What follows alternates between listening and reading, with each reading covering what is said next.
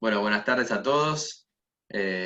Como bien me presentaban Rodrigo y Julián, muchos de ustedes ya me conocen, otros veo que no, que tal vez son de Paraguay o de algún otro país que todavía no tengo el gusto de conocerlos. Yo soy abogado y agente de jugadores de básquet y fútbol, pero el tema que nos convoca hoy es el básquet, del cual estamos todos muy preocupados por saber cuándo se va a retomar, de qué manera se va a retomar, y bueno, parece ser que una gran incertidumbre nos, nos tiene involucrados porque, bueno, la situación general del mundo hace que la realidad deportiva sea eso, una incertidumbre muy grande.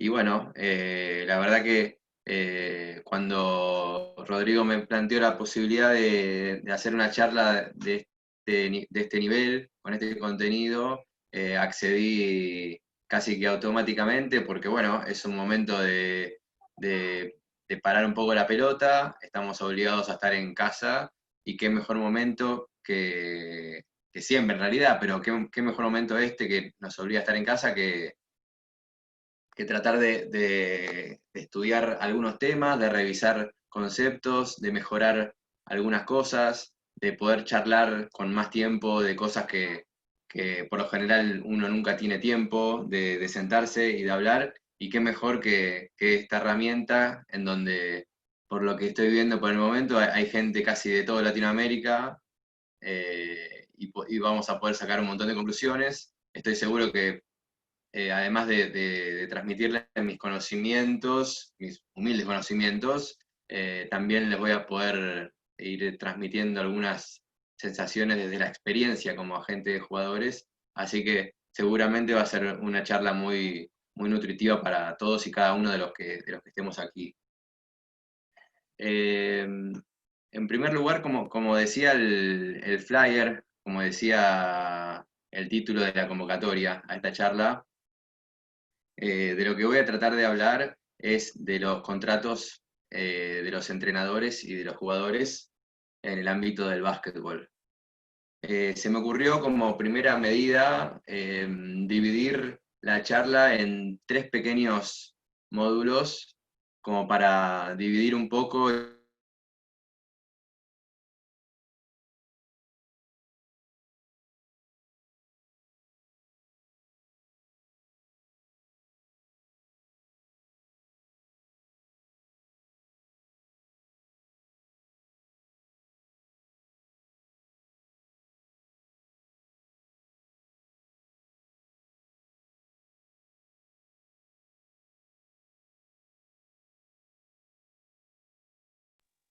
No creo que tuvimos una desconexión. Vamos a guardar, a ver si se puede restablecer esto.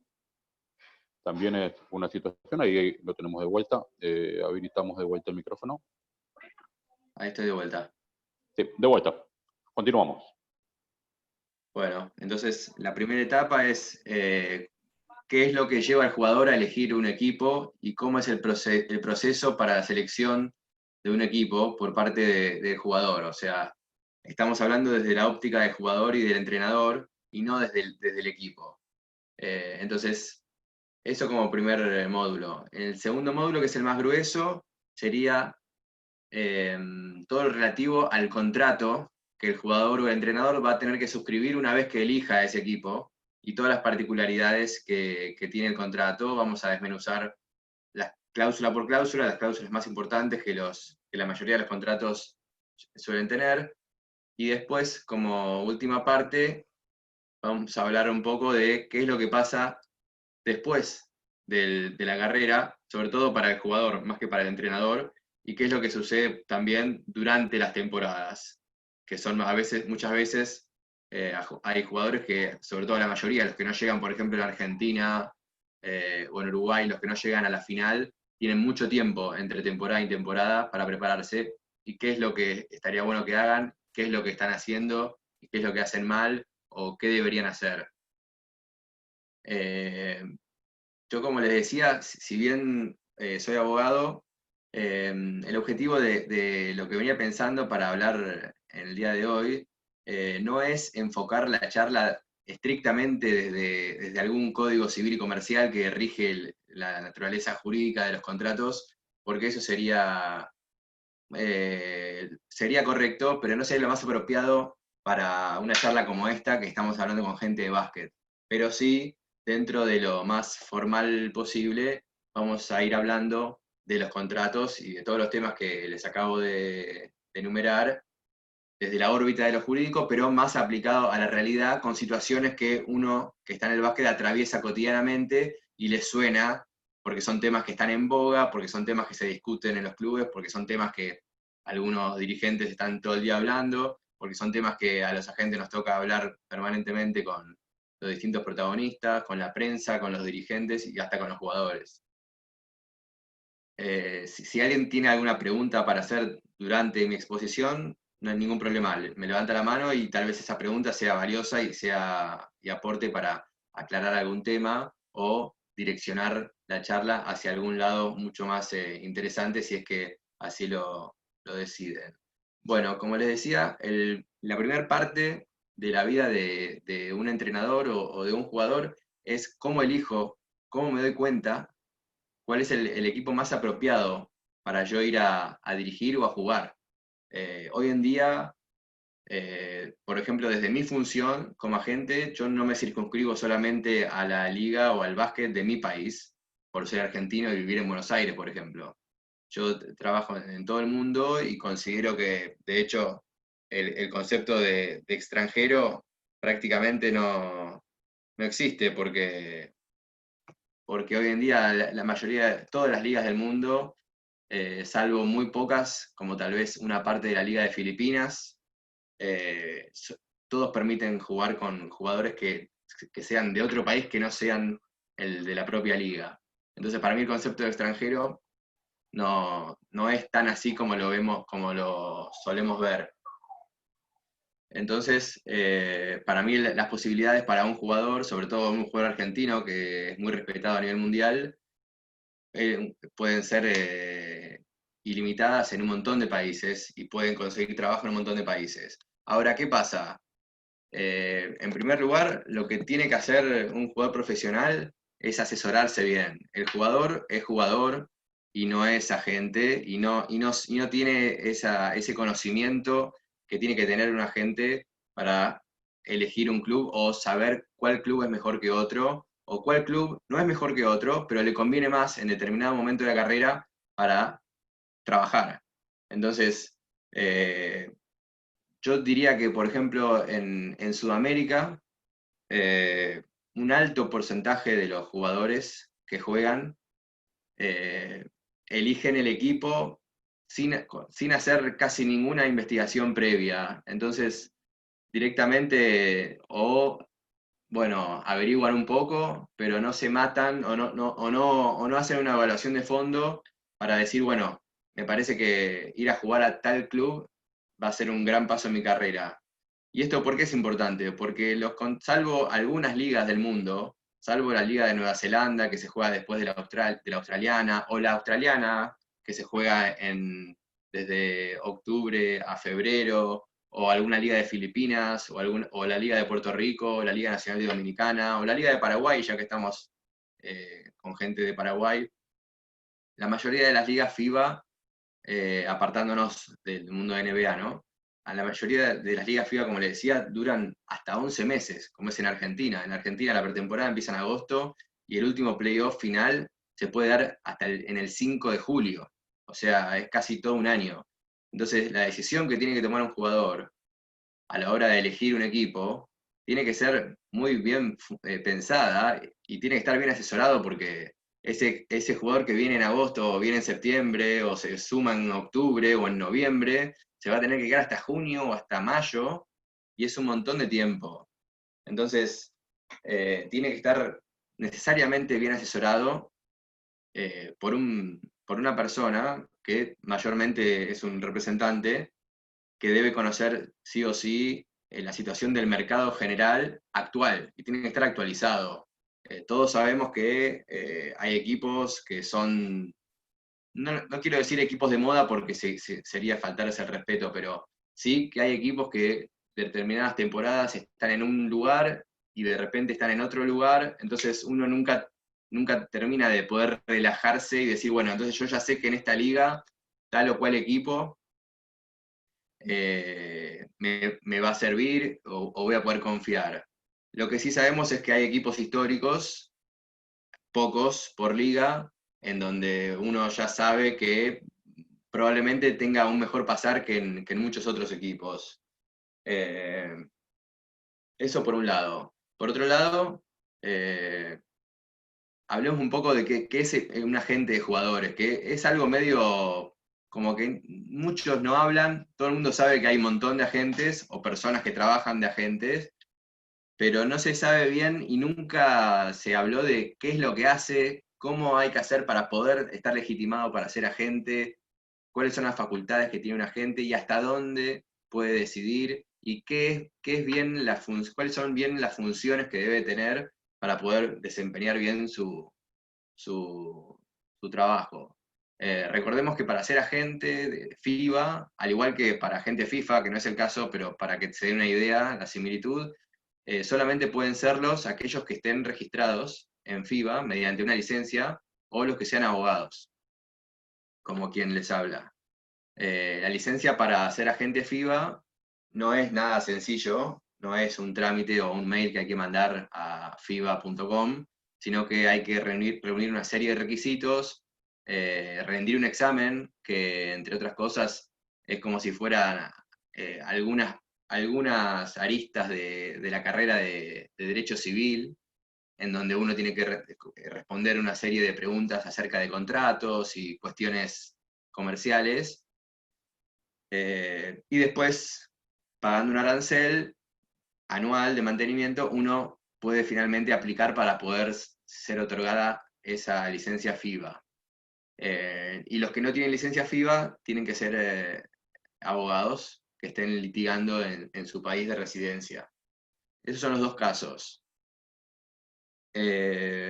Después, ¿qué pasa con algunas decisiones que muchas veces yo veo que hay gente que no entiende o hay jugadores que no, por uno no conocerlos, no saben por qué toman una decisión u otra? Entonces uno dice, bueno, pero este jugador juega muy bien y ¿por qué está jugando en un equipo que no es tan bueno? O que siendo bueno, ¿por qué tomó un contrato bajo? ¿O por qué accede a jugar pocos minutos? ¿O por qué pasa lo que pasa? Y la respuesta no encuentra una respuesta lógica para el espectador, o para tal vez nosotros que estamos en el básquet, pero no conociendo la situación particular de un determinado jugador, nos causa esa intriga. Entonces, la respuesta no es simple, sino que la respuesta siempre obedece al historial del jugador. Entonces, ¿qué pasa? La vida del jugador eh, puede variar muchísimo en función de los antecedentes previos al equipo en donde uno se lo encuentra. Entonces, uno dice, bueno, pero este jugador jugó hace 2 años en Argentina, promedió 20 puntos, tenía un buen contrato, y bueno, pero. Y después se fue a jugar a Europa o a Asia, y por lo general en Sudamérica se le pierde, la mayor cantidad de gente le pierde el rastro, o como muchos sabe que está jugando en Europa o en Asia, pero nada más que eso. No es tan conocido el tema de las ligas que no son de América Latina para los latinos. Y la verdad es que, por ejemplo, en el caso que les planteaba, tal vez el jugador estuvo lesionado en Europa, tal vez tuvo una mala temporada porque no pudo congeniar en el equipo, tal vez fue cortado o tal vez se tuvo que volver a su país en Estados Unidos por algún motivo o quiso rescindir unilateralmente. Lo que les quiero decir es que durante la vigencia de cada uno y todos los contratos que un jugador pueda celebrar durante su carrera, pasan un montón de cosas que justifican el siguiente paso. Entonces, cuando ustedes ven que un jugador que está por encima del nivel está jugando en un equipo, o que está por debajo del nivel, pero está en un equipo y no le cierra bien esa situación, es porque sí o sí, antes de ese hecho, algo pasó que justifique la medida. Tal vez simplemente el jugador el año pasado haya jugado en un gran equipo de Grecia o de Turquía, por ejemplo, que son ligas que por lo general tienen grandes problemas económicos, y uno dice, pero ¿cómo este jugador viene? Y no tiene dinero, simplemente firma en un equipo por menos dinero porque sabe que lo va a cobrar, y el año pasado apostó a ir a jugar en un gran equipo por buen dinero, pero no le pagaron, o no le pagaron lo que firmaron, o tiene una deuda gigante. Entonces, ahí está, de vuelta, el tema de cómo llego yo, como jugador o como entrenador también, a elegir un equipo. Es muy importante porque determina el futuro del jugador, más para el jugador que para el entrenador, porque no nos olvidemos que la vida del jugador, la vida, digamos, el pico, acá veo que está Juan Gutiérrez conectado, él puede puede ahondar más. La vida, digamos, neta del jugador, el pico, se puede decir que es desde los 24 hasta los 33, 34, serían 10 años, 11 años.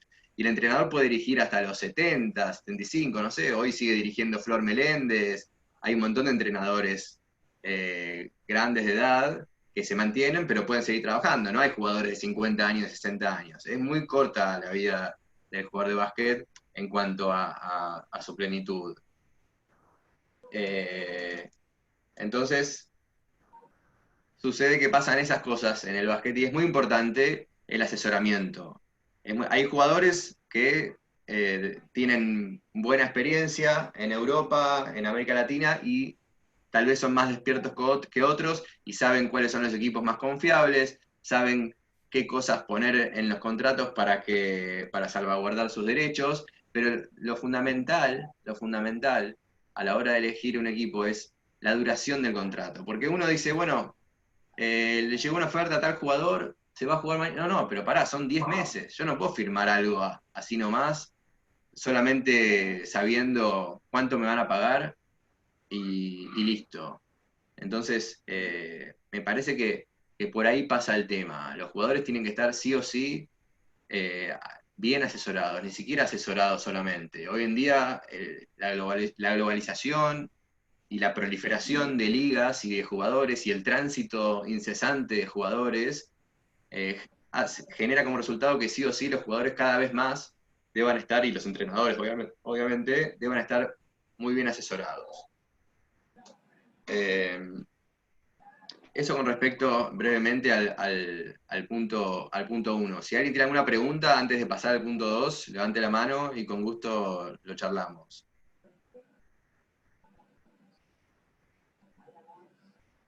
Ahí hay una pregunta, José. Sí, buenas tardes a todos. Yo estuve mucho tiempo trabajando ¿Tú eres puertorriqueño? Estuve mucho tiempo trabajando en la liga puertorriqueña, en La BCN. valga la redundancia, en Puerto Rico, con los Santeros de Aguada. Y una de las funciones mías era negociar contratos con los jugadores. Y yo te puedo decir que había jugadores que llegaban de otro equipo y llegaban donde nosotros y habían quedado campeón en anotación en la liga ese año.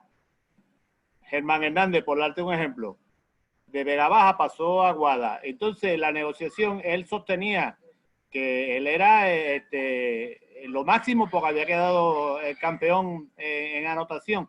Entonces, tú tienes que buscar cómo trabajaba ese equipo.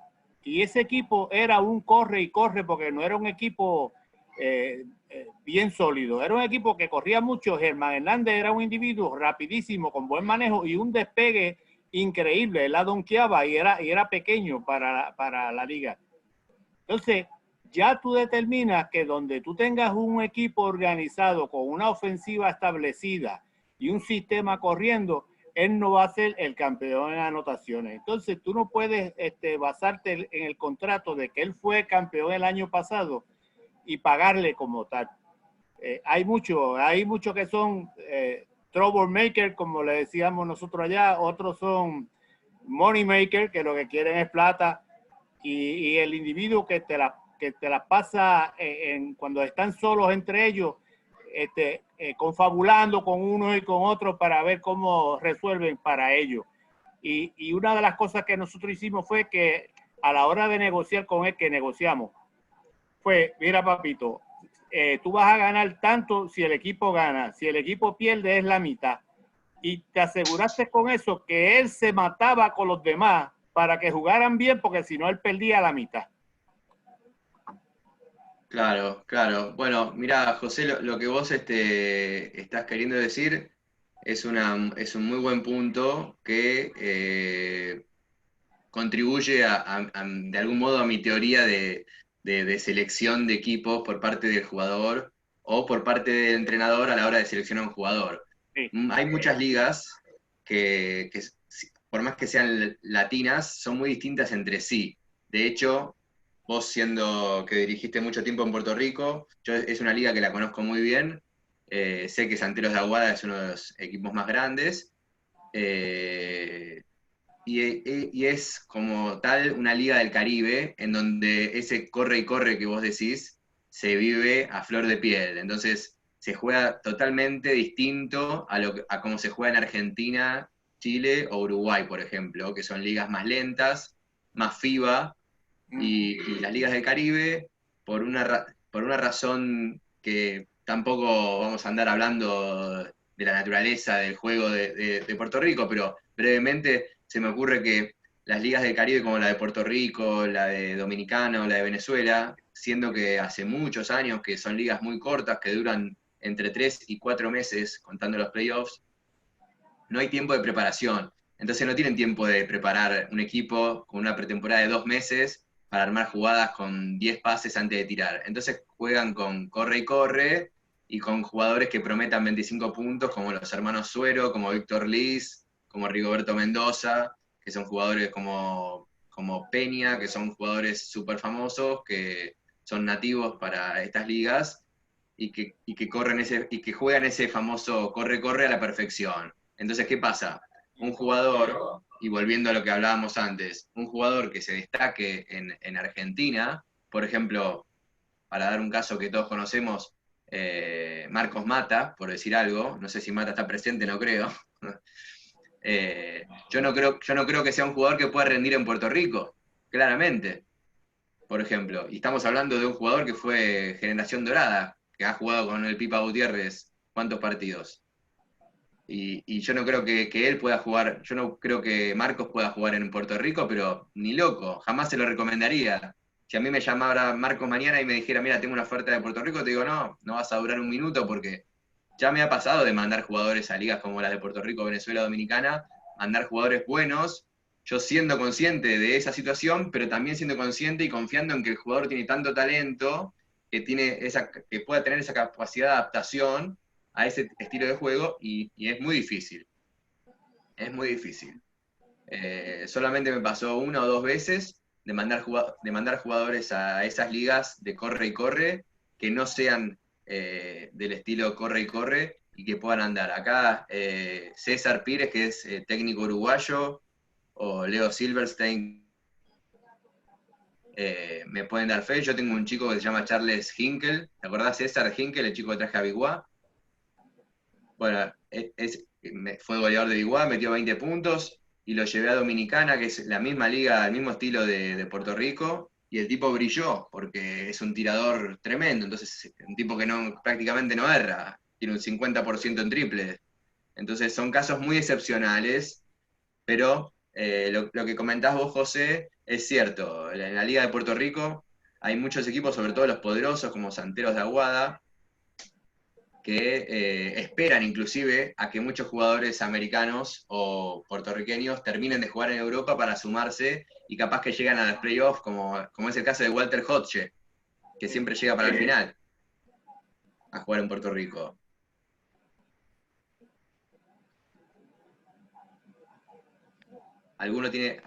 No sé si José te quedó satisfecho lo que comentamos.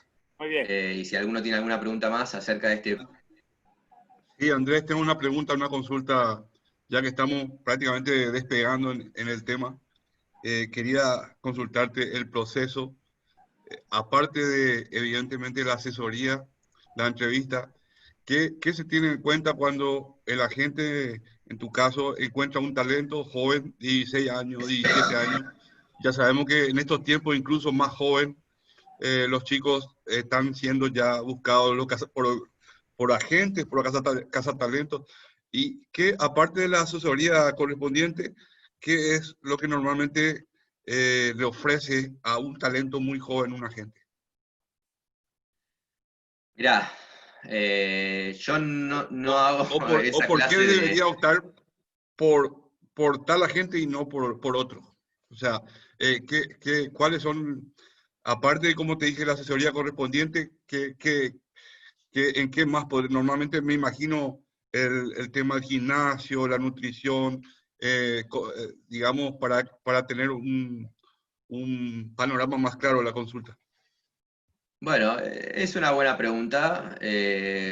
Por lo general, elegir un representante y firmar un contrato de representación para un jugador o un entrenador significa un acto de confianza bastante profundo e importante. Es muy raro que una persona le firme un contrato a alguien que no lo conozca, por más que esa persona inclusive sea conocida. O sea, yo me río cuando voy con el auto por la ruta y veo que un cartel dice abogado o médico, que tal vez sean muy buenos, pero uno no le toca la puerta a un médico como va a comprar eh, algo al almacén. Tiene que tener una confianza previa, conocerlo y que alguien de algún modo se lo recomiende. Y la verdad que este oficio, porque es un oficio, no es una profesión, no hay que estudiar para ser agente, se traslada, digamos, de boca en boca y por la confianza que uno va construyendo con el paso del tiempo.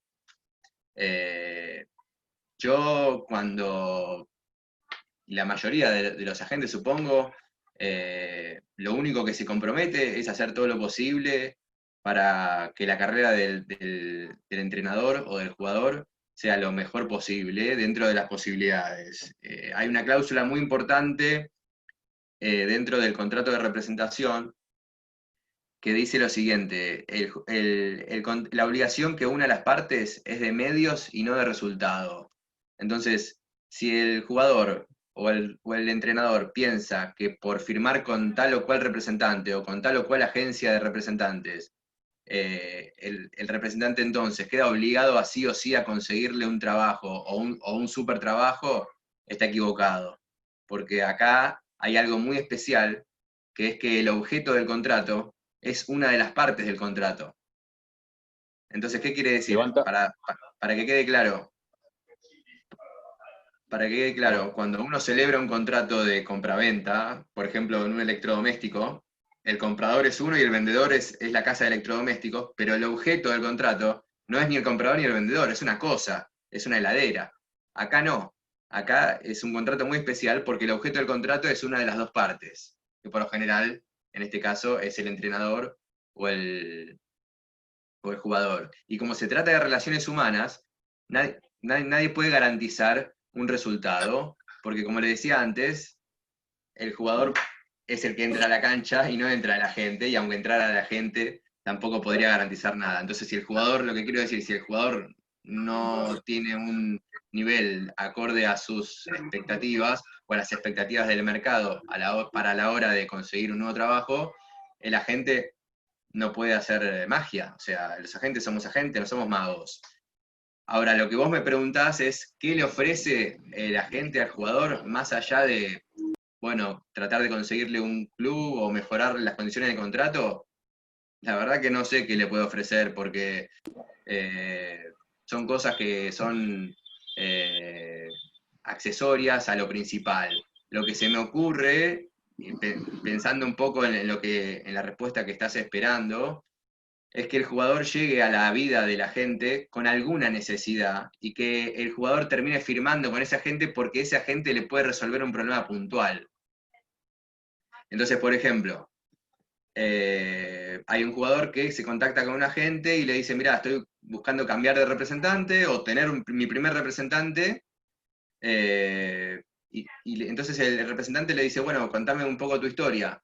Le dice, mira, yo jugué el año pasado en Italia, en la A1, jugué en Roma, me trataron mal, me deben X cantidad de miles de euros, y ahora me gustaría jugar en Argentina porque soy argentino y mis padres vienen a Argentina.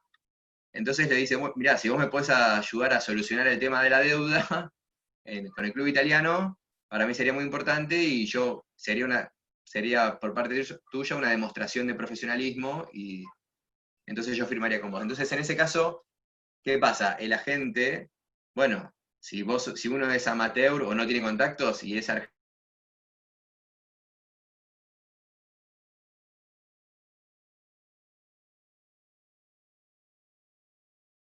Ahí tuvimos un corte, una caída nuevamente.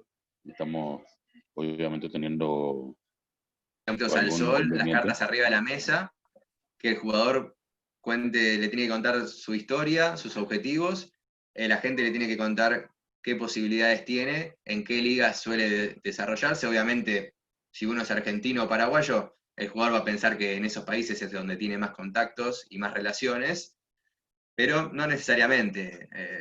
A mí me ha tocado intervenir en casos en Europa o en Asia, y uno puede decir, pero ¿cómo puede ser? Un representante de Japón no tiene más llegada a un equipo japonés y vos tenés más llegada siendo argentino. Y no sabés, porque tal vez el manager del equipo es argentino, lo conocés, o chileno, y a veces pasan esas cosas. En Suecia, que es una liga muy desconocida, por ejemplo, el Luleå Basket, Luleå es la segunda ciudad más importante de Suecia después de Estocolmo. El Luleå Basket es el equipo más importante de Suecia, y el manager del equipo es chileno, y nadie lo sabe eso. Entonces yo hablo con él como si hablara con vos, Rodrigo, y el tipo está a 20 horas de avión de acá. Y se dan esas cosas, o sea, es cuestión de uno cómo plantea su estrategia de trabajo, de uno cómo distribuye las horas de trabajo, de uno cómo puede palpitar y cómo es que conoce el mercado, y en función de eso, no mucho más que eso, le tiene que decir al jugador a la hora de pretender representarlo. Decirle otra cosa al jugador, mira, yo te prometo, yo la palabra prometo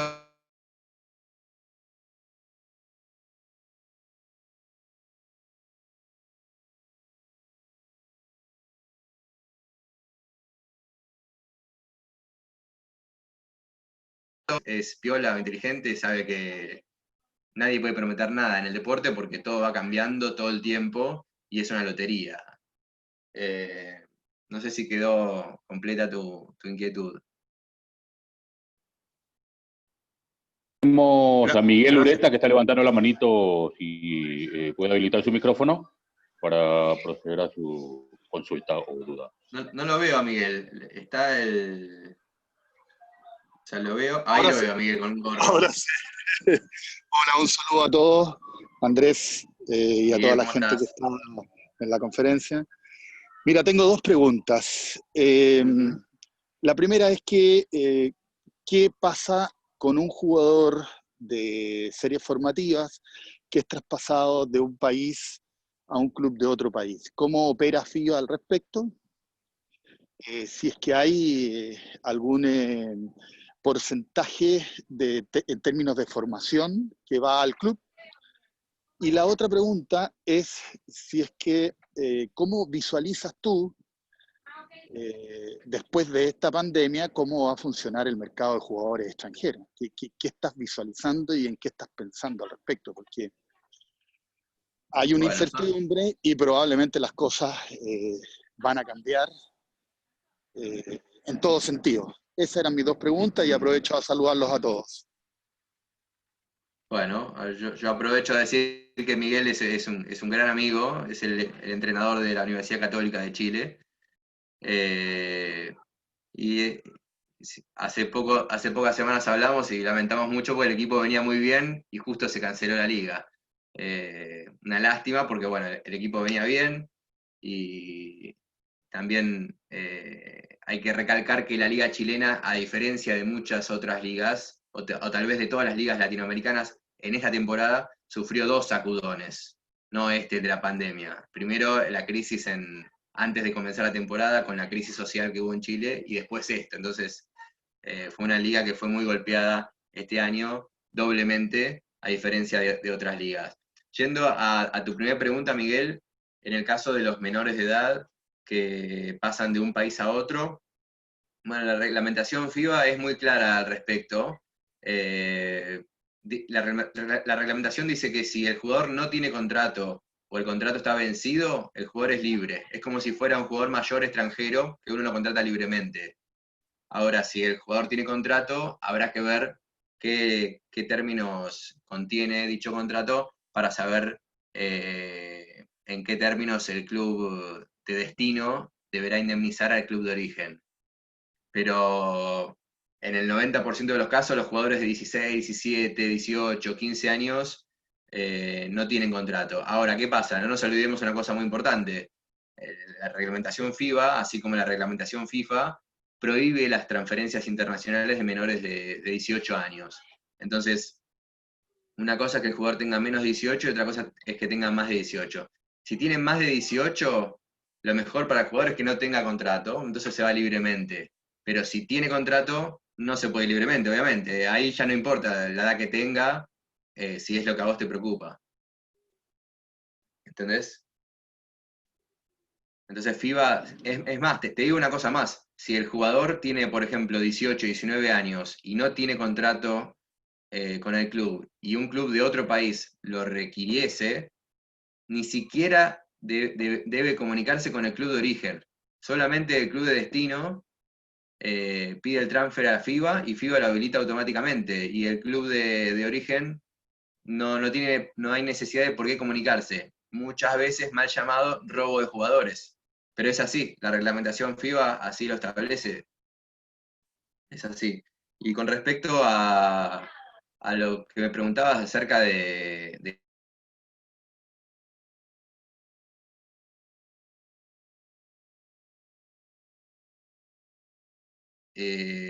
pero no se sabe en qué medida, es que la crisis económica va a ser un factor común en todas las ligas, y hay muchos clubes que no van a poder, muchos supongo que lamentablemente no sé si van a poder competir, otros deberán competir de otra forma, tal vez algunos clubes podrían decidir por fusionarse para no sufrir tanto, pero por ende los jugadores deberán bajar sus pretensiones económicas, jugadores que estaban jugando en un nivel superior entonces deberán bajar, y así todo irá para abajo hasta que se acomode. No creo, me cuesta creer, me parece que es imposible pensar que después de todo esto los clubes van a seguir pudiendo hacer lo mismo que antes. O sea, de hecho, ahora actualmente hay muchos clubes que no saben cómo hacer para afrontar los costos de la temporada, los costos de la temporada actual. O sea, no nos olvidemos que el presupuesto de un club, los clubes lo arman a principio de año y dicen, bueno, salgo al mercado con X millones de dólares, pero esos millones no los tienen el primer día. Entonces vos no podés decir, no, pero no importa que se corte por una pandemia, ellos tienen la plata. No, los clubes no funcionan como un gobierno nacional, cuya partida presupuestaria ya la tienen y ya saben qué dinero van a invertir, van a destinar para infraestructura, para prepagas, para aportes jubilatorios. No, los clubes tienen un presupuesto que lo van juntando a medida que se va desarrollando la temporada, y de hecho los dirigentes se desviven casi estoicamente, heroicamente, para juntar el dinero que le fue pactado y más también. Entonces, me parece que la consecuencia económica va a ser muy difícil. Ya venía siendo difícil antes de la pandemia, con esto va a ser mucho más, pero la diferencia es que como es un factor que ataca al 100% de la comunidad basquetbolística, es más fácil de paliar algunas cosas. Entonces, si esto le hubiera pasado a un equipo en una liga, bueno, chavo equipo, digamos, ¿no? Es lo que automáticamente uno puede pensar. Pero como nos impacta a todos, me parece que es tiempo de que algunas medidas que se van a tener que resolver se resuelvan de una manera más pacífica, y todos van a tener que bajar sus pretensiones. Entonces, si todos colaboran, la cosa va a poder empezar a volver a fluir más rápido.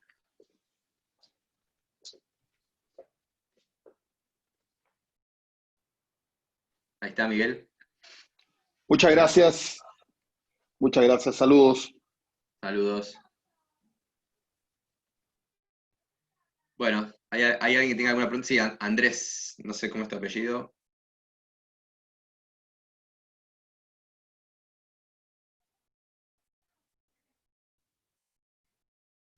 No te escucho porque tal vez tengas que habilitar el micrófono, Rodrigo. Hola, hola, hola.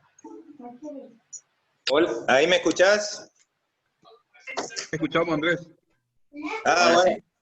¿cómo te va? Mucho gusto. Andrés Valente, mi nombre. Hola, ¿cómo estás? Consulto. Llegué un poquito tarde a la conferencia.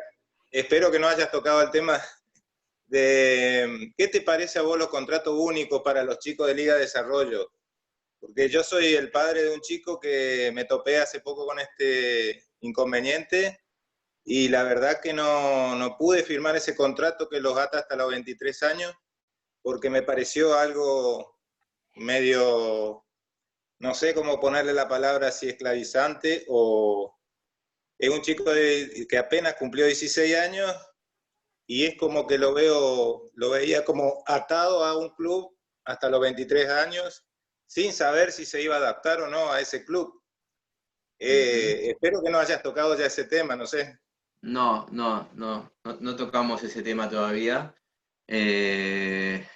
Mirá, ya de por sí un contrato que si el chico tiene 15 y lo ata hasta los 23 es inconstitucional. O sea, legalmente ningún juez va a avalar la validez de ese contrato si vos, obviamente, llevás ese contrato a la justicia. O sea, 8 años de un contrato, no va. O sea, se puede dar cuenta cualquier persona que tenga un poco de criterio. La naturaleza jurídica de ese contrato es la preservación del patrimonio del club. O sea, el club quiere hacerse de los derechos de tu hijo, formarlo y, ¿por qué no?, que forme parte del plantel profesional y así ahorrarse comprar un jugador, digamos, el día de mañana y poder contar con tu hijo como jugador principal.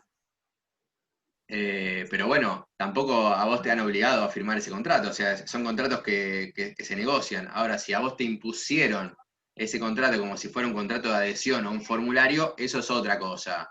O sea, vos puede haber contratos únicos, puede ser que el club te sugiera firmar un contrato que ellos mismos redactaron, pero en ningún caso ningún club puede obligar a un padre, que seguramente vos tuviste que haber firmado ese contrato por ser menor, no creo que tu hijo esté emancipado, siga siendo menor, entonces ninguna persona te puede obligar a vos a firmar un contrato sin que vos tengas la libertad de poder negociar las cláusulas.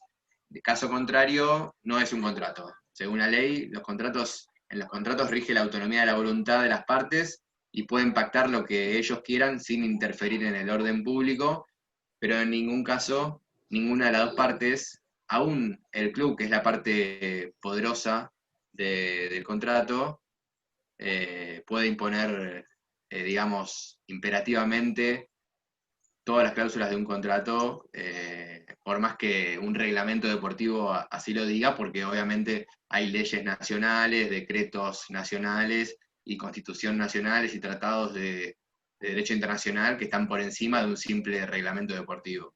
Esa es la respuesta. Andrés, el club se escuda en que la Confederación de Básquet le exige firmar ese contrato. Ellos te lo ponen como que es una cuestión de la CAP y no te dejan poner ni una cláusula, porque yo, aunque sea, le solicité si podía estar un año como digamos, a prueba de que si le gusta o no el club, la ciudad, qué sé yo, sin tener consecuencias. Si en un año el chico se adapta y bueno, ahí sí hacemos un contrato hasta los 23, qué sé yo, no habría problema, pero no hubo forma y el chico, fíjate vos en una de las cláusulas que decía que si a los 6 meses él se vuelve a su casa o a donde quiera, le ponían una especie de sanción que no podía participar. 2 años. Exactamente. Sí. 2 años ni en la ADC, ni en la Liga Nacional, ni en la Liga A ni en la Liga Argentina, que solamente podía participar en torneo federal por 2 años. Claro, claro. Sí, sí, bueno, como te decía antes, tenés que ir a la justicia, no hay otra forma, porque la vía administrativa en este caso no rige. Tenés que llevar el caso a la justicia, si es que ya firmaste y estás conforme con eso. No lo firmé porque me pareció algo descabellado que no. Sí. Pero quería consultarte porque encima llamé a un representante amigo y me dijo, hasta eso no se puede ni poner un representante, nada que te cuide, que salvaguarde algo del jugador, algo que lo ampare, pero el club no deja poner representante, nada. Entonces, al no haber ninguna posibilidad Bueno, me parece que es un tema que tal vez lo podríamos hablar en privado porque no es de sumo interés para el resto de los participantes, pero te adelanto que todo lo que te pasó es solucionable y no es y tiene una solución accesible, digamos. No, son cosas de rutina, pasa muchísimo lo que te pasó a vos, y es cuestión de sentarse y charlar, nada más que eso. Bueno, gracias, Andrés. De nada. Gracias, ¿Algún gracias. otro? De nada. ¿Algún otro o pasamos al siguiente tema? Bueno, entonces el tema, digamos, del medio, el medular, que es lo que más nos va a interesar, es una vez que entonces el jugador o el entrenador eligen el equipo, tienen que firmar un contrato. Y ese famoso contrato, estamos hablando mayormente de jugadores mayores, que es lo que los jugadores profesionales son a esa edad, o los entrenadores, es lo más importante. O sea, el contrato, ustedes tienen que pensar que un contrato entre un club y un entrenador, o entre un club y un jugador, es una ley. ¿Por qué? Porque así lo dice la misma ley. Una cosa es una ley nacional, que es lo que ustedes ven en los diarios, o un decreto de necesidad de urgencia, que es lo que el presidente Fernández dicta todos los días, pero eso rige para toda la población. Un contrato es una ley, pero rige solamente para las partes. Entonces, si un jugador firma un contrato con un club, eso es una ley. Eso es una ley. Y como la ley así lo dice, se debe respetar como si fuera una ley. Se cortó. Se cortó.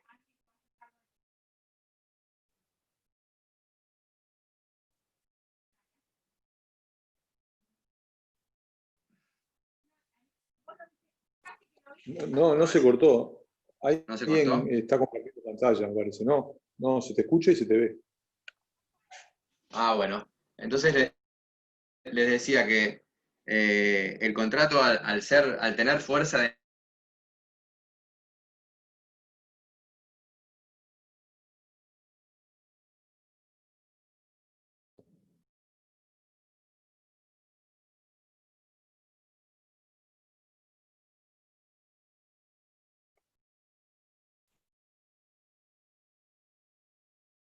un año, de 2 años, y como hablamos hace 15 minutos más o menos, a ver si se cortó ahora. ¿Te escuchamos, Andrés? Se escucha Como bien, hablamos, se escucha bien. yo no los veo, pero los escucho. Como hablábamos antes,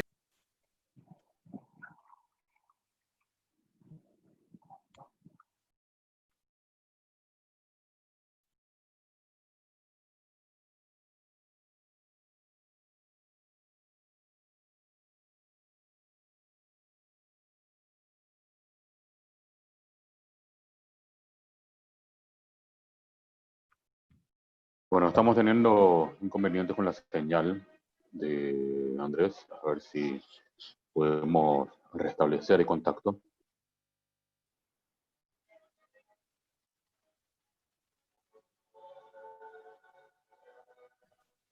Realmente tenemos un inconveniente con su conexión a internet, porque el resto están saliendo sin inconvenientes. A ver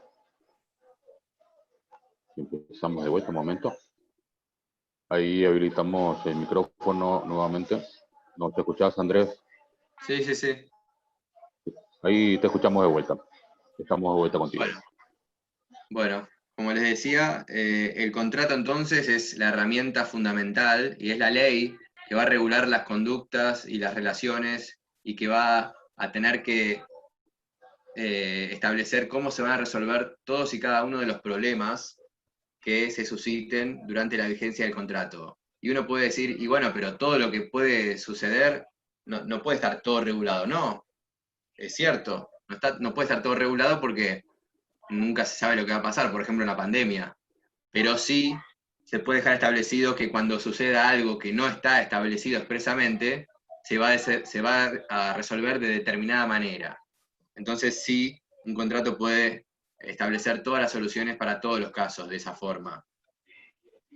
Pero vayamos a los temas más importantes del contrato, que es que, en primer lugar, deben estar sí o sí el nombre de los firmantes en el contrato. Muchas veces pasa que el contrato tiene que estar firmado por el jugador, por el representante del jugador, por el presidente del club y por el secretario que da fe de la firma del presidente, o por las personas que tengan la firma registrada en la federación local. Entonces siempre son dos firmas del club que tienen que estar en el contrato, no una. Y sí o sí, lo que debería suceder es que uno debería tener acceso al registro de autorización de firmas para saber si esa persona que está firmando está legitimada para poder firmar. Pero ¿cuál es la importancia mayor de eso? Lo que más le importa al jugador o al entrenador a la hora de llevarlo a la práctica. Lo que más le importa es para el día después. Muchas veces, como todos sabemos, y lamentablemente, los contratos no terminan felizmente, o terminados los contratos, hay algunas cláusulas que siguen vigentes, como la del salario. Entonces, ¿qué quiere decir? Que muchas veces, lamentablemente, deben dinero. Entonces el jugador se levanta un día y dice, bueno, este club me debe tanto dinero, voy a llamar a la persona que firmó el contrato conmigo. Entonces en el contrato no está la firma del presidente, o está pero no es legible, o está pero ya no es más el presidente y no sabe por dónde empezar. Entonces es muy importante que esté la firma de aclaración de todos los firmantes en el contrato, sobre todo para el día posterior a la terminación del contrato. Y obviamente deberá estar el domicilio. ¿Por qué? Porque si uno quiere mandar una carta de documento o una intimación, va a tener la dirección exacta para poder hacerlo y así evitar mayores dilaciones. Pues, con respecto al pago, es muy poco frecuente escuchar en el básquet cómo se va a llevar adelante el pago.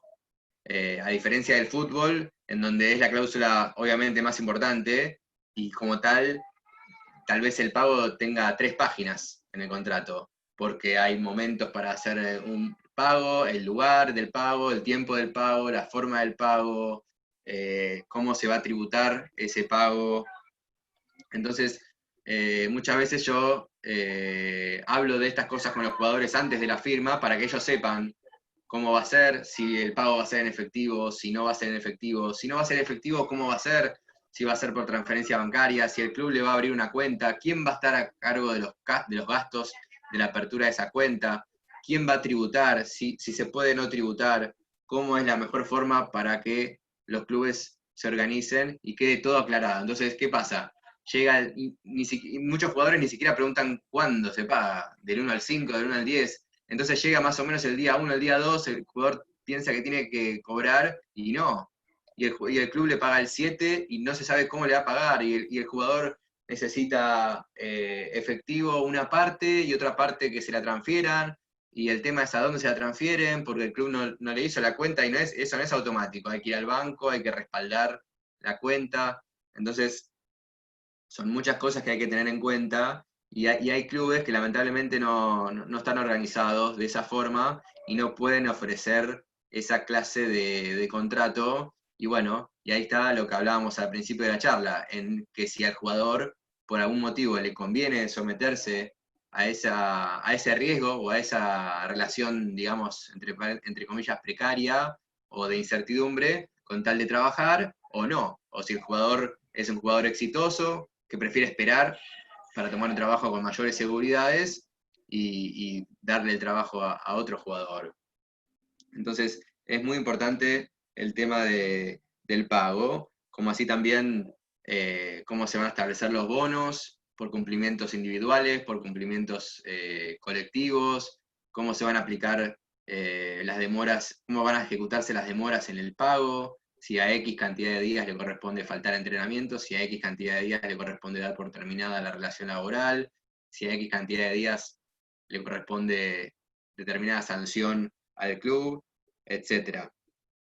Después, es muy importante la cláusula médica, porque como decíamos antes, muchas veces los contratos son de 10 u 11 meses, entonces el jugador, por lo general, lamentablemente, no tiene una obra social.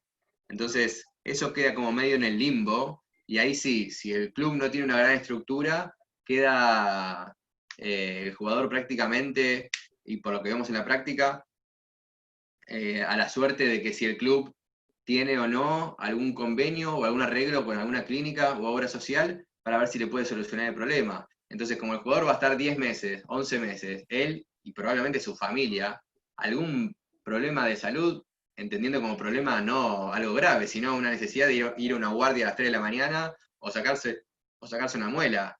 Entonces, esas cosas son muy cotidianas en la vida de las personas y tiene que estar debidamente contemplado. Entonces, la cláusula médica es muy importante que esté y que esté bien desarrollada, que el jugador tenga la oportunidad, en caso de una lesión grave, de tener una segunda opinión médica, eso siempre se suele poner, pero que si no lo pones, el club tiene la opción de no dártelo, porque no se firmó.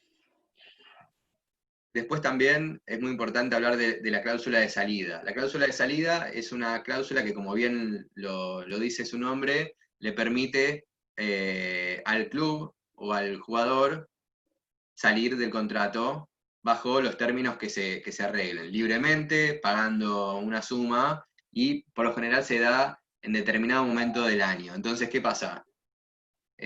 Como todos bien sabemos, en las ligas FIBA, en la segunda quincena de diciembre, se juegan los últimos partidos del año por el advenimiento de las fiestas, la Navidad y Año Nuevo. Entonces, muchas veces, si un jugador, sobre todo que tiene cierta trayectoria internacional y tiene cierto renombre y tiene cierto nivel mundialmente o regionalmente conocido, el club va a aceptar que tenga una cláusula de salida en esa época, porque le puede llegar a surgir una posibilidad laboral en una liga o en una liga superior, o en una liga que no siendo superior, hay un equipo que ofrece ciertas condiciones contractuales que el equipo que actualmente lo tiene no puede acercarse.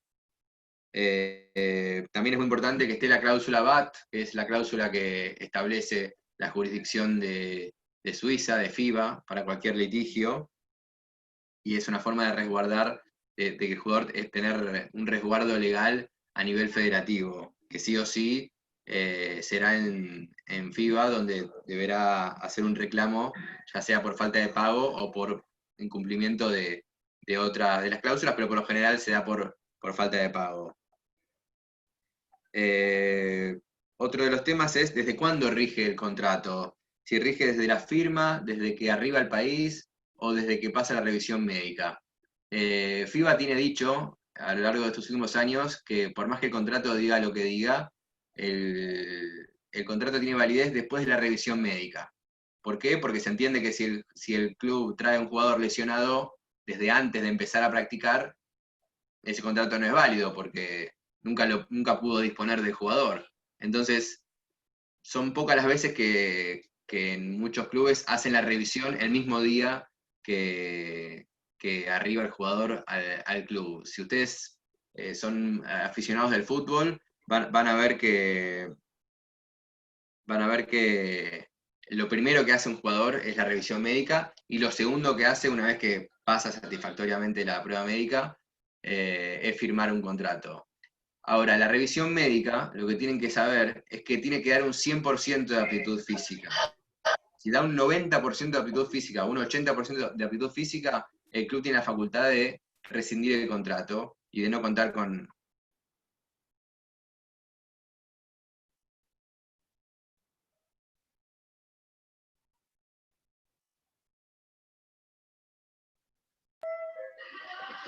Bueno, perdimos de vuelta la señal de Andrés. Vamos a tratar de aguardar que se restablezca la señal.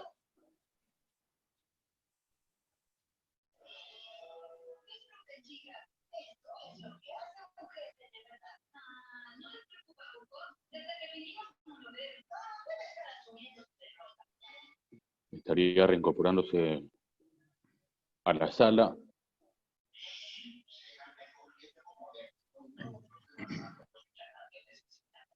Ahí lo tenemos de regreso. ¿Nos escuchás, Andrés? Hola. Sí, sí. Sí, estamos de regreso contigo. Sí, sí, Adelante. te escucho. Todo tuyo de nuevo. Bueno, entonces eso con respecto a...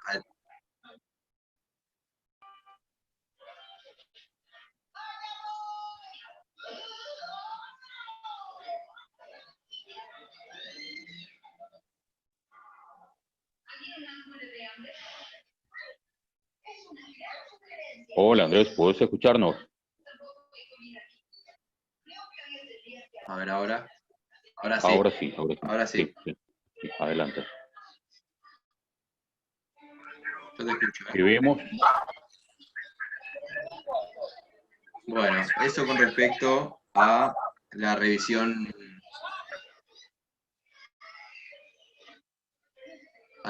médica. ¿Ahí me escuchás? Sí, perfecto. Te escuchamos bien. Te escuchamos y te vemos sin ningún problema por el momento. Bueno, después, eso con respecto a la revisión médica, entonces ya hablamos del pago, de la obligatoriedad de los firmantes de figurar en el contrato, de la cláusula VAT, de la cláusula médica, de los bonos.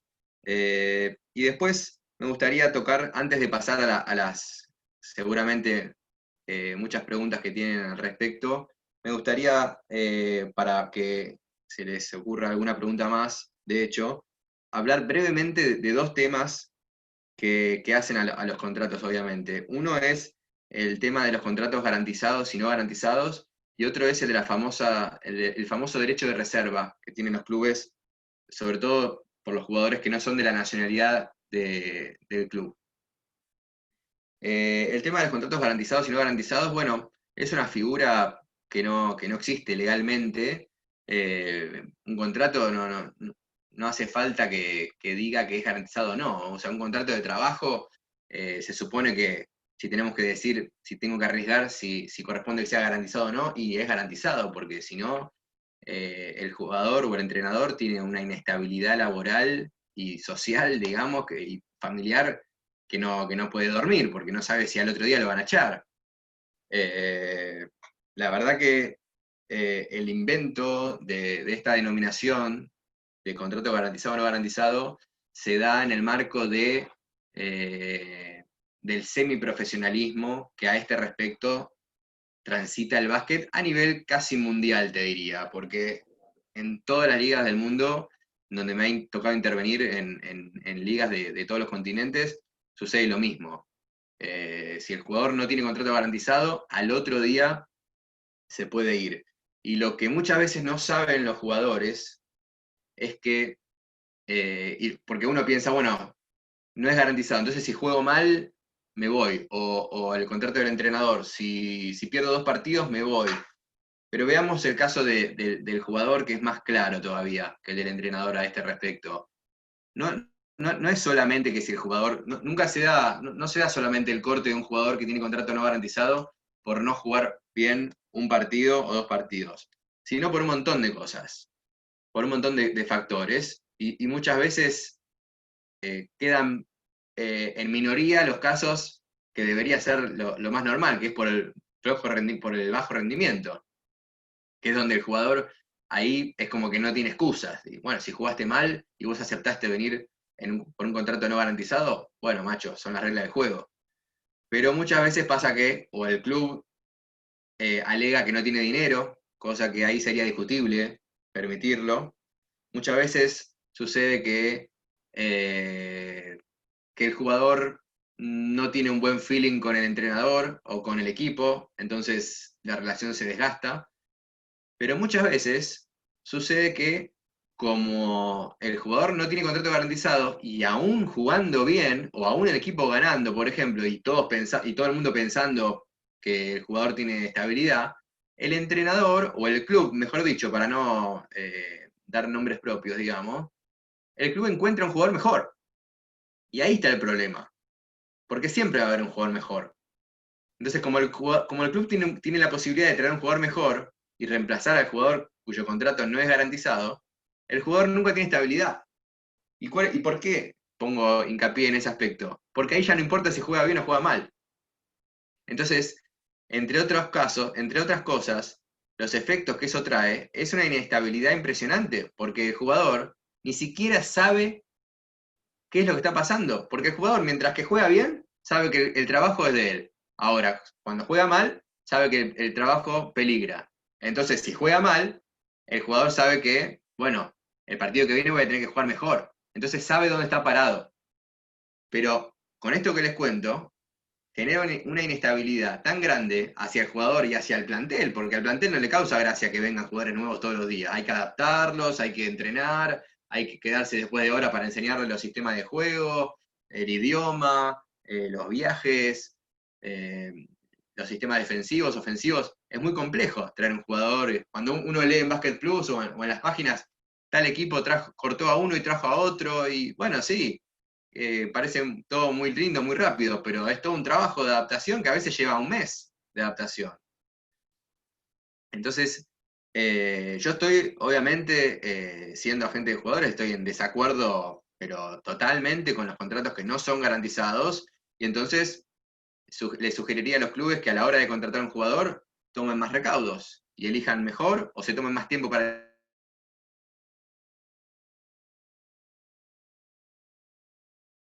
completa. ¿Por qué? Entre otras cosas, primero para evitar esta carnicería de jugadores y de danza como si fueran cosas, que no lo son personas que tienen que ser respetadas igual que todos.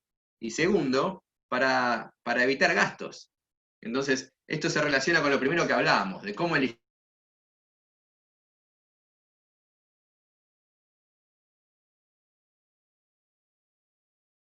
o ese asesoramiento cabal para poder llegar a decidir qué jugadores son los más convenientes, los cortes serían mucho menores en los clubes.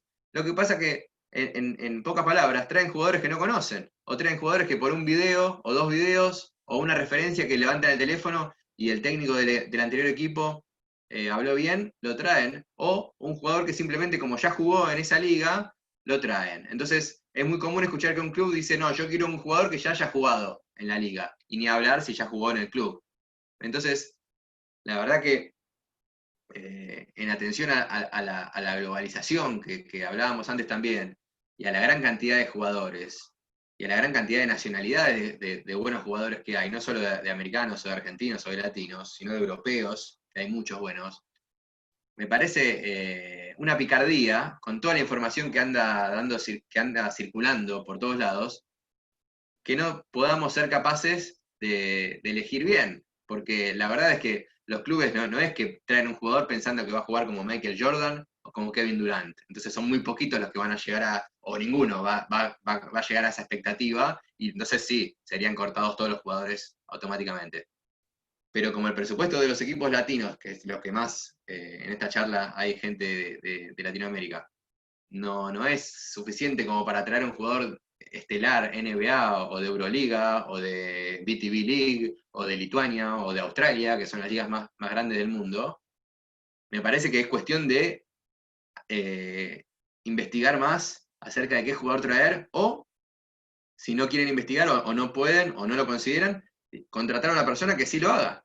Como si hay clubes que tienen la figura del manager o del scouting, y hacer un buen scouting, porque la verdad que es esa, se ahorrarían un montón de dinero en pasajes. Yo lo sé porque hay equipos que traen 8 o 10 extranjeros por temporada y se gastan en pasajes, en sueldos, en comisiones, en gastos, en gastos de documentación, en migraciones, en multas de pasajes que hay que pagar, en los pasajes de la familia porque viene con la familia, el alquiler, los transportes, los taxis, los viajes, ir a la farmacia a las 3 de la mañana después de jugar un partido porque se lesionó, y como no tiene carga social hay que hacer una radiografía o comprar un medicamento sin receta que sale O sea, hay un montón de gastos que se podrían achicar por el solo hecho de profesionalizarse, digamos, y traer un jugador que achicar, digamos, las probabilidades de que ese jugador no sea lo que desde un principio se esperó. Entonces, eso con respecto brevemente al tema de los contratos garantizados y no garantizados, seguramente ustedes estarán pensando alguna que otra pregunta. Y el otro tema es que me causa también mucho malestar, digamos, ideológico, personal, es el tema de la reserva de los jugadores extranjeros. En ligas como Uruguay o Argentina, no así Chile, que no existe este derecho, los jugadores que juegan por primera vez en Argentina pertenecen para ese club durante la vigencia de esa temporada, más otras dos, siempre que en la primera temporada haya jugado un mínimo del 30% de los partidos. Entonces, ¿qué quiere decir?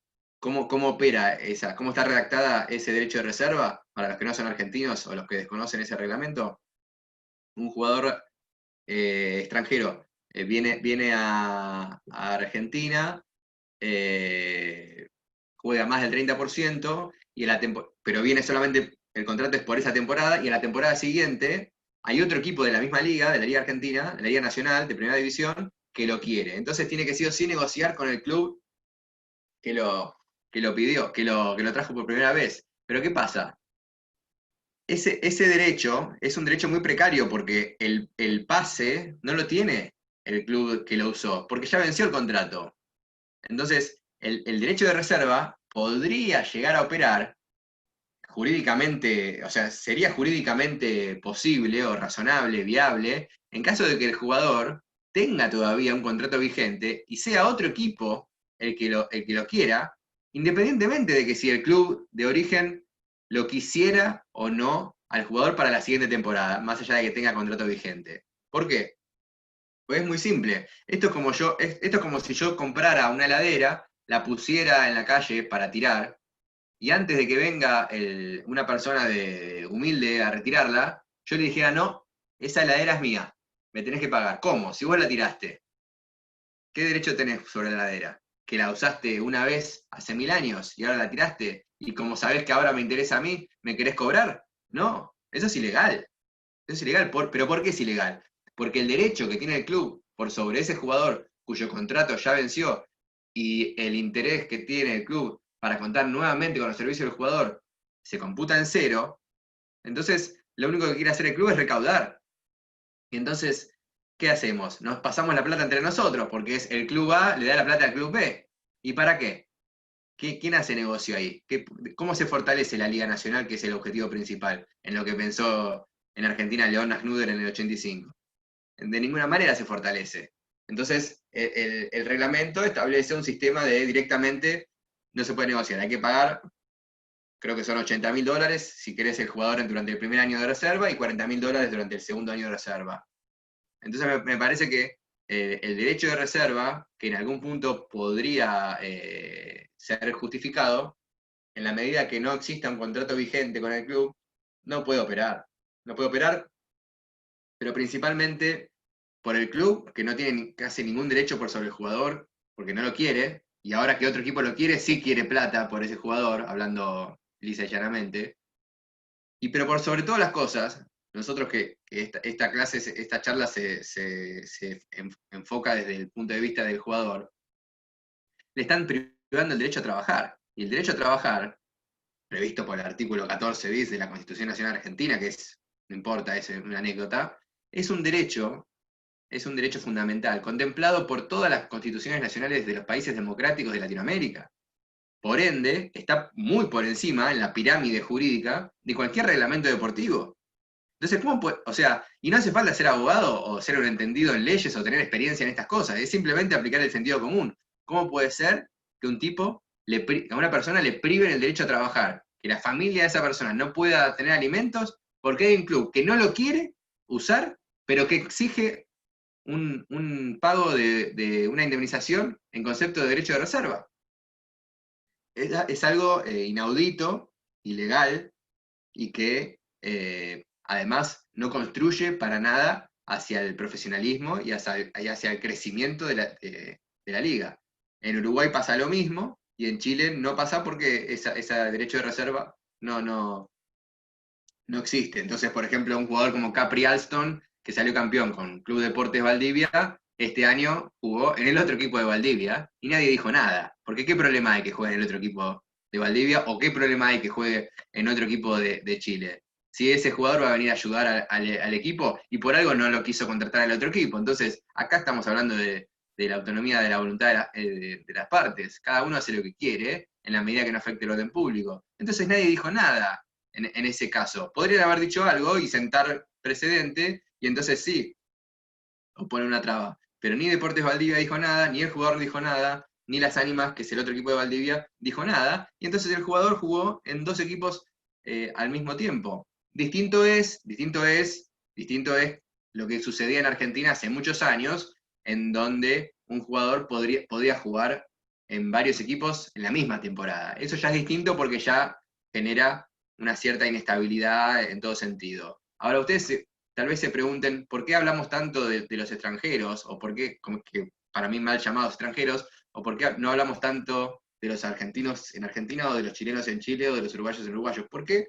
Porque la verdad es que cada vez el cupo de extranjero, mal llamado extranjero, es más grande, y son los que en mayor medida, o muchas veces, hacen la diferencia en cada una y en todas las ligas. Entonces, también los argentinos somos extranjeros cuando vamos a Chile, y sería lo mismo que compararlo con otros. Por eso esa equiparación que yo hago permanentemente, porque para mí es lo mismo un americano que un argentino. Porque el americano es extranjero en Argentina, pero el argentino es extranjero en Estados Unidos. Entonces es lo mismo. Si el cupo extranjero está liberado, o cada liga se puede jugar con 3 o 4 extranjeros, siendo que el básquet se juega a 5, entonces ya no existe el concepto de extranjero prácticamente. Esas son las pequeñas cosas que quería contarles acerca del derecho de reserva, del carácter de esa figura inventada del contrato garantizado y no garantizado, y de algunas cláusulas básicas y obligatorias que deben sí o sí los jugadores y los entrenadores, en alguna de esas cláusulas que les compete, sí o sí velar porque estén bien incorporadas y porque estén debidamente suscritas. Dicho esto, abrimos el espacio para las preguntas que quieran hacer a este respecto. Y Andrés, una consulta. Teniendo en cuenta, ¿me escuchas bien? Sí, sí.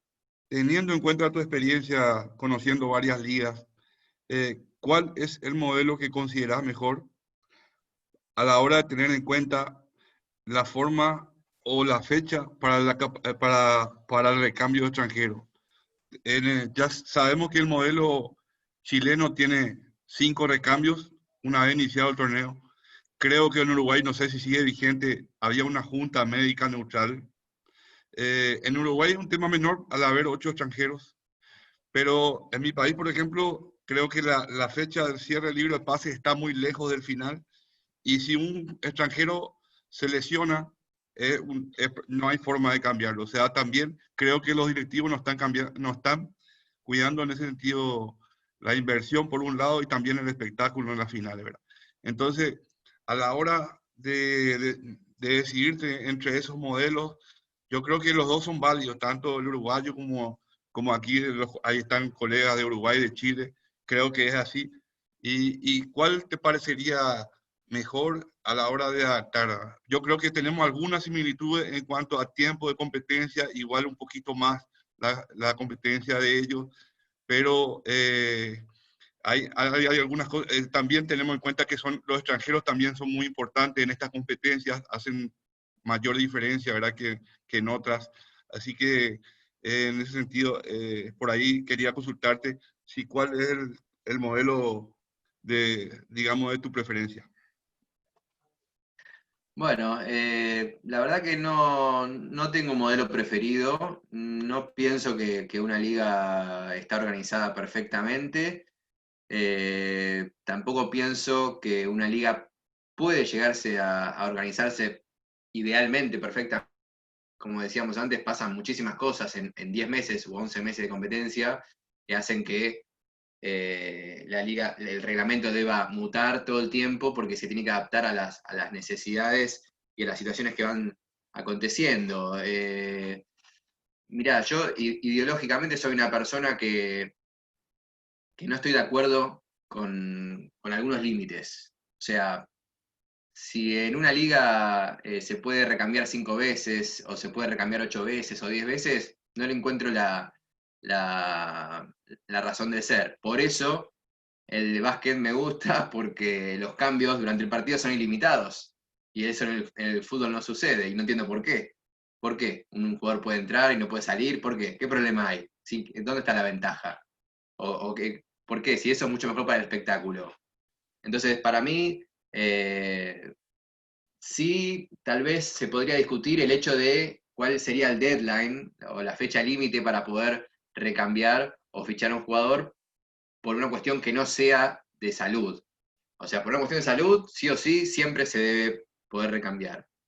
Pero bueno, viste, siempre están las suspicacias y no diría hecha la ley, hecha la trampa, pero sí que una lesión no es tan grave como para para poder justificar un recambio, y lo hacen, pero bueno, yo pienso que si un club está conforme con un jugador, o si el jugador está conforme con el club, no se va a querer ir, y si no está conforme se va a querer ir, y si el club quiere mejorar el equipo, eso va a ser siempre en pos de mejorar el espectáculo y la liga. O sea, se me viene a la cabeza la liga uruguaya. César, vos me vas a poder avalar en lo que te digo, que sos un gran seguidor de la liga uruguaya, más allá de que sos técnico uruguayo y que estás dirigiendo en un club uruguayo, que es que a veces es hasta gracioso, porque uno que sigue la liga durante toda la temporada ve los 13 o 14 equipos, bueno, que este año jugaron en la liga uruguaya de básquetbol. Pero, ¿qué pasa? Cuando llegan los playoffs finales o semifinales, los extranjeros son distintos en todos los equipos que llegan. Entonces cambian los protagonistas. Entonces, el año pasado, que Aguada salió campeón, los extranjeros, ¿quiénes eran? Al Thornton, Sach, Graham. O sea, son jugadores que no habían jugado prácticamente, algunos de ellos, durante la fase regular. Y bueno, eso se podría discutir y decir, bueno, pero entonces no es tan profesional, es una joda. ¿Cómo? Un equipo más o menos especula con el presupuesto y después pone la mayor cantidad de dinero el último mes.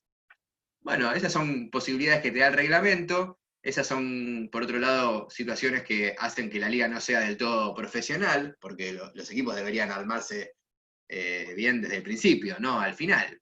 Los jugadores se van a sentir, no les gusta a los jugadores que venga un jugador y le saque los minutos. A los jugadores les gusta jugar todo el año y les gusta, si llegan a la final, quieren jugar los que ganaron todos los partidos para poder llegar a la final. Todos los que jugamos al básquet alguna vez, así lo sentimos.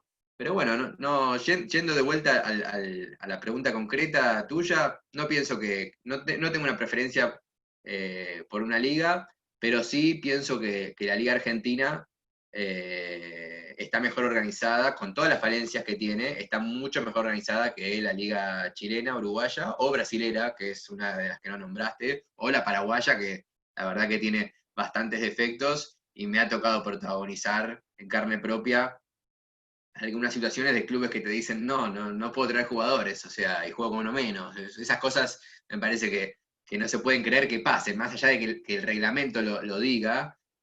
Como decíamos antes, como acá rige la autonomía de la voluntad de las partes, no hay una ley nacional que establezca que una cosa se deba hacer de una u otra forma.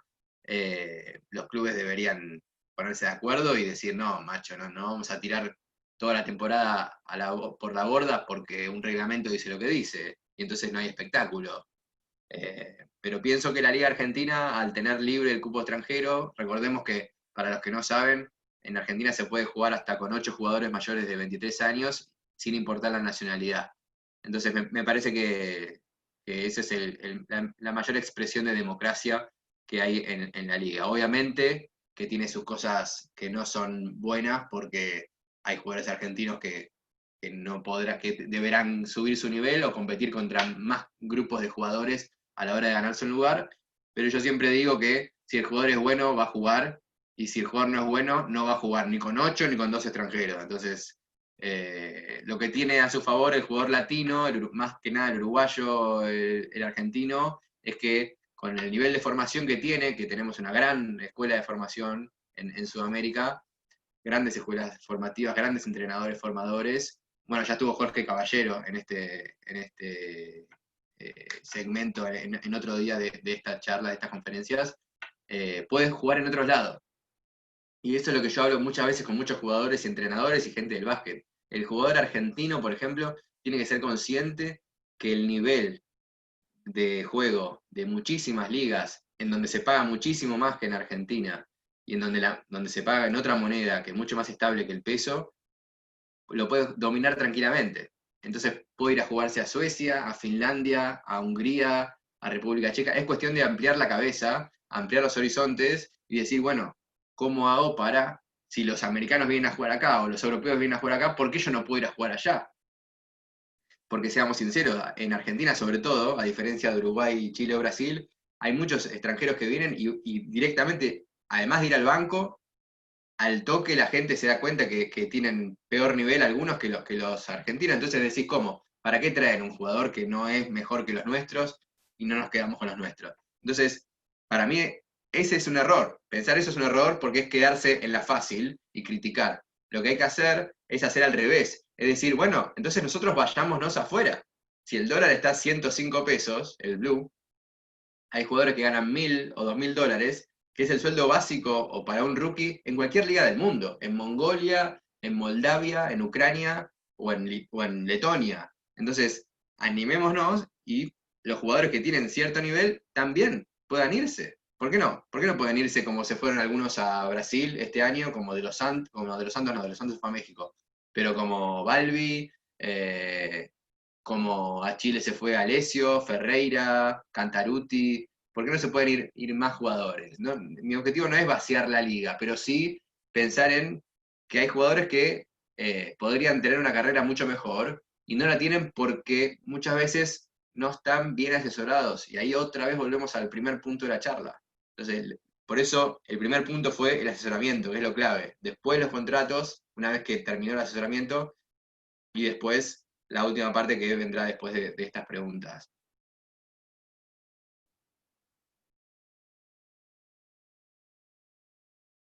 ¿Alguno tiene otra pregunta?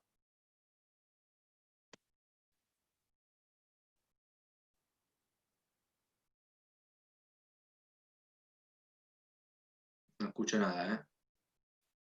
Jorge, creo que estás preguntando, tiene que abrir el micrófono. Ah, sí. Perdón, Andrés. Sí. ¿Qué posibilidad hay, no sé si la escuchaste, de que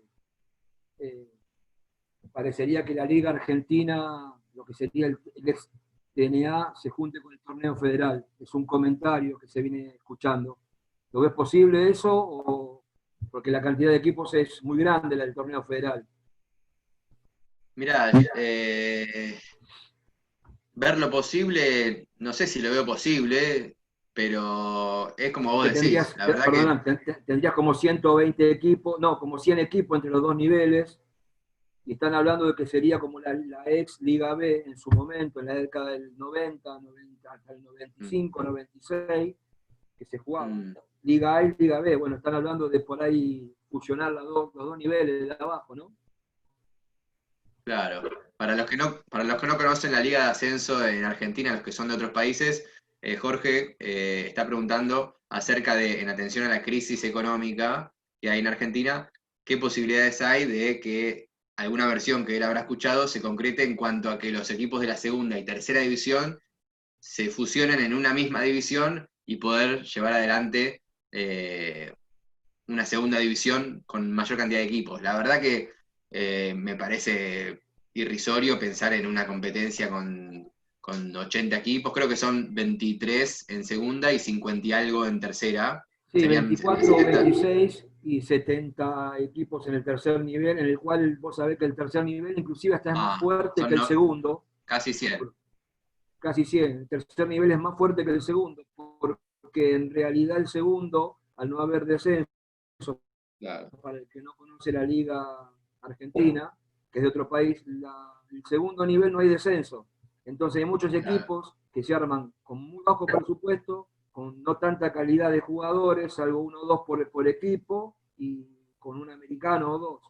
Y el federal se juega sin americano y muchos jugadores del segundo nivel, y les diría hasta el primer nivel, como este año ha pasado con Maxi Stani, han bajado a jugar al tercer nivel porque la plata es más importante, porque esos clubes quieren llegar. Y sí, Entonces, el tercer nivel ha tomado un protagonismo muy fuerte acá en Argentina. eso es lo que hablábamos al principio también, Jorge, que mucha gente que no entiende, que no está desde adentro, como estamos todos nosotros, dice cómo puede ser que este jugador con el nivel que tiene y la trayectoria que tiene, juega en tercera y no juega en segunda o en primera. Y bueno, porque el equipo de tercera tiene mayores aspiraciones y presupuesto que un equipo de segunda, y porque tal vez no recibió ningún llamado de un equipo de segunda o de primera, y Sí, la sencillamente pregunta igual era si pasó. sabías algo de que se podían llegar a fusionar, pero bueno. Sí, sí, he escuchado distintas versiones al respecto, pero la verdad que me parece imposible pensar en semejante proyecto tan grande, sobre todo en este momento que ni siquiera se sabe si se va a volver si la gente va a poder ir a la cancha de vuelta. O sea, eh, la verdad que lo veo poco probable que ese proyecto se lleve adelante en el corto plazo. Perfecto.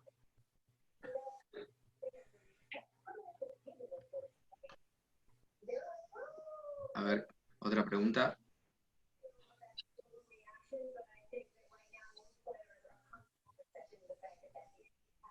No sé si alguien tiene alguna otra pregunta de lo que hablamos, de los contratos o de el derecho de reserva de los jugadores, los contratos garantizados, no garantizados.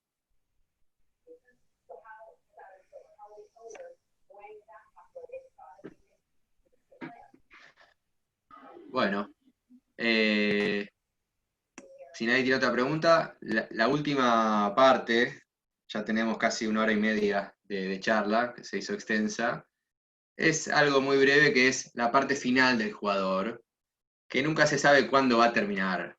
En la mayoría de las profesiones, diría todas, los abogados, los contadores, los ingenieros, dicen, bueno, yo voy a trabajar hasta la edad en donde mi legislación, según mi país, diga que yo me puedo jubilar y se acabó, y punto.